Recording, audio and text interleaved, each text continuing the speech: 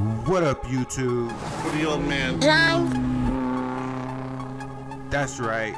Season number 1, episode number 1 of a brand new series on the channel, Out of the Park 24, the baseball simulation.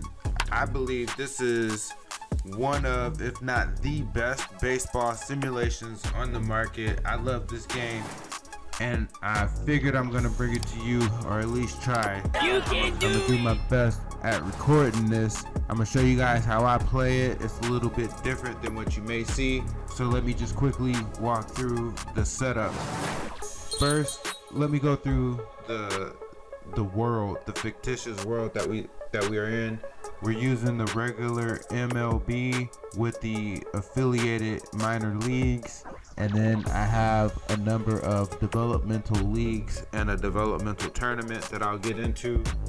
But first, let me walk through some of the settings that I have on the game that are important. So for one, when we talk about scales, we're using the 20 to 80 scale for current ratings, potential ratings, overall ratings, and then we also using the stars for overall and potential. That's just personal preference, what I like to use. We're using the coaching system, but one thing to note of importance is that the coach cohesion impact is going to be set to minimal. Extensions are on for coaches. Oh, and then here's another thing that's important to note. GM only users are always in control of lineups and hiring, legacy mode. So the reason I select this is sometimes you'll hire a coach and the coach will have a certain demand where they get to pick either the pitching or the hitting, or both pitching and hitting coach. I'm having none of that. I'm solely in control of my entire coaching staff. So those are two things to point out there. Let me see if there's anything here to point out. Oh, okay. Here's something I want to point out. Trading difficulty I have set on hard. Preference is right in the middle. Okay, we're going to start off using the reputation system. If I have any issues, I'm going to come back and remove that, but we'll start off using it to see how it goes. Okay, the other thing I want to show is in terms of my major league team, and for the most part the other teams as well, unless I spot something that I need to tweak. I'm gonna have it set up where there will be no dynamic evolution of the game. What? So this is, as you can see, unchecked. Obviously there's no team promotion. Everything else here is pretty much standard, but the main thing I want to show is that there will be no moving around of franchises. Even though we all know Oakland is about to move to Las Vegas, we're not having that in this simulation. And there will be no expansion to the MLB. And I will show you why. So this is the MLB we have, but in this league, also real quick before I get into that, we also have, like I said, developmental league. So I've added the Arizona Fall League.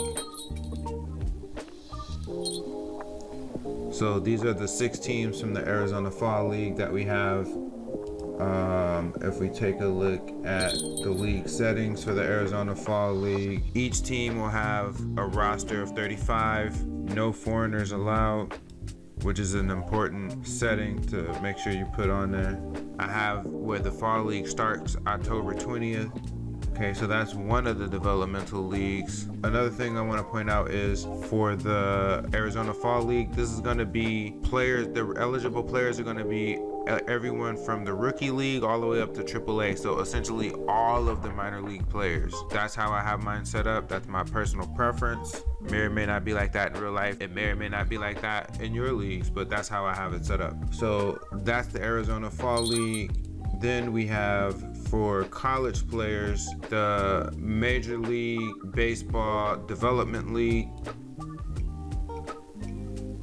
So this is going to be for college juniors and college seniors. It's going to start generally around June 2nd. Let's see.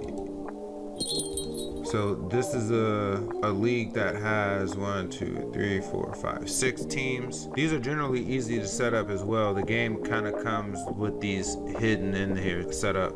So that's the development league number 1 for college players. And then we also have, for the rules, 32 players per roster, no foreigners allowed. All right, and then the next league we got is MiLB PL, which is the Major League Baseball Prospect League. So in here we got 1, 2, 3, 4, 5, 6, 7, 8, 16 teams, 8 across 2 divisions. And like I said, this is a college league. So this is for college freshmen through college juniors are eligible for the MiLB PL, the Major League Baseball Prospect League. Here there's 30 players per roster. No foreigners allowed again. This league starts May 27th. That's the MiLB PL. Then we have another college developmental league called the Cape Cod League. So in the Cape Cod League, we got 10 teams, 5 across 2 different divisions. This is for college freshmen through college juniors are eligible for the Cape Cod League. Starts June 14th.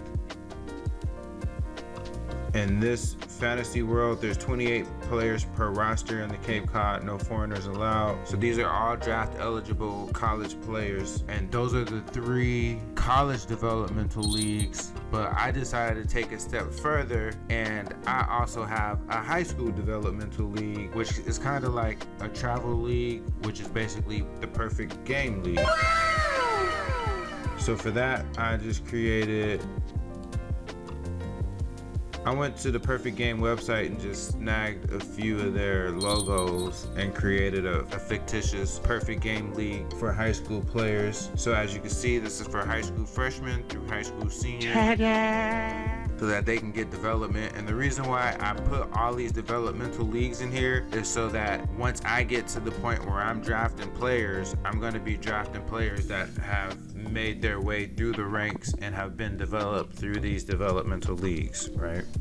That's the whole point of it. So here with the Perfect Game League, again, this is for high school seniors through freshmen. The first year, I'll get into this. As you'll see, we're on year 26. The first year, my calendar was off, but everything is lined up and should be good now. But yeah, so in the Perfect Game League, this is 16 teams, 4 across 4 different divisions. So this is that right there. Boom, boom. And none of these development leagues do I play. I just have these in place, like I said, for the development of the players that are gonna come up through the draft, the US draft. That's 5. That's 5 different development leagues I set up. I have a 6, which is a tournament. This is a fictitious tournament. I got the idea for this from some other YouTuber. If I find it, I will shout him out and somewhere in the description or somewhere here in the video. But yeah, this guy, he said it, this is what gave me the idea of even for these development leagues. But he set up this fictitious tournament that was for all of the champions of the independent league. So it's like a champions league. So I have that as well, which I title the CIT, which is the Champions Independent Tournament. And the way this works is we take the champions from the 4 independent leagues. The only caveat being is that I have to manually update this each year. So I set a couple of reminders in here to remind myself, and I've already set it for this season 2026, so we're good to go. Oh, the way the tournament works is it's a 2-round round robin tournament. So basically each of the 4 teams play each other twice, so that's essentially 6 games per team. The top 2, after they all go around and play each other, after those 6 games, the top 2 teams then move on to the final, and they have tiebreakers involved. So if the top 2 are tied with anybody, there's some way for them to break that tie. The top 2 then go on to the finals, and then the finals. Now obviously it's going to be dominated by the top league because these leagues are tiered. So the Atlantic League has dominated, but that just is what it is. All right, so those are the 6 development leagues that we got going on. Now, in terms of the dynasty itself, let me show you our main character for this dynasty is going to be the general manager, a young fella by the name of Kevin Oleman. Just go here to the manager stats. This is how we're going to do this. When it comes to setting up the lineups and depth charts, the pitching staff, and even the player strategies, we'll leave that to the manager. Kevin Oleman, which is me, I'm playing the role of Kevin Oleman, the GM. We're going to be in charge of the active roster movements, so basically promotion and demotion of players. We'll be in charge of the transactions, so initiation and reaction to trades, all that's me. Drafting players is me. Setting budgets, signing international amateurs, signing free agents. Sign and fire team personnel. I completely just read what I wanted to see there. Sign and fire bench and base coaches, amateur instructor rules, sign and fire minor league personnel, then the minor league free agent signings and release, minor league promotions and demotions. That's all me. But what I will leave to my minor league managers are the depth charts and the pitching staffs, as well as the strategy, so similar to what I do there. This is the character, Kevin Oleman. We have his birthday here as 11/11/1990. Yes, that's on purpose, 11/11. Not really much to know about him. I guess you could say he's a former baseball player with a high IQ, a numbers guy, but he has a feel for the game. He was a assistant GM. You could say he was an assistant GM for the Baltimore Orioles organization, and he just got hired by the Miami Marlins, who this season just went 54-104. Okay, so let me explain about the dates behind this franchise. As you can see, this first episode we're starting, this is at the end of the 2026 season, at the end of the season before the postseason. When we come back in episode 2, it will be at the end of the postseason and forward from there. Or not even that, we'll take it from here actually and do whatever transactions we need to do. But let me just explain the timeline of it all and wrap this episode. So timeline wise, all of my games are based on the template that I have. That template that I have, I did not start until midway through the 2024 season. Therefore, when I started this, it was midway through the 2024 season. Then there were a couple of kinks that I needed to work through, so I had to go through a number of seasons. Plus, I like to go through a number of seasons anyway, even if there are not any kinks.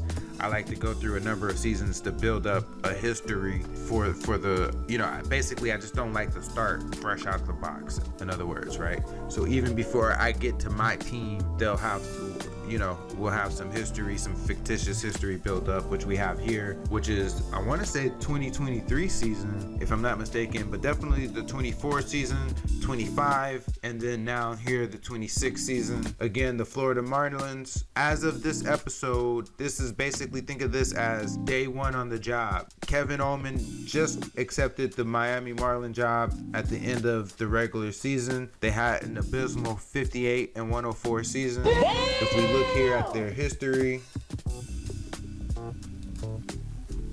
the last few seasons have not been kind at all.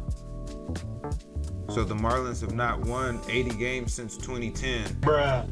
Mind you, we're 2026, just wrapping the 2026 season. So that's the task at hand. We have a mighty big rebuild in front of us. Kevin Oleman, the 35-year-old whiz kid, he just took over. When we pick up the next episode, we're gonna pick up from basically his moves, right? And see if he can turn this organization around. So until then, thank you for sticking with me. For the old man. We'll see you on the next one. Peace.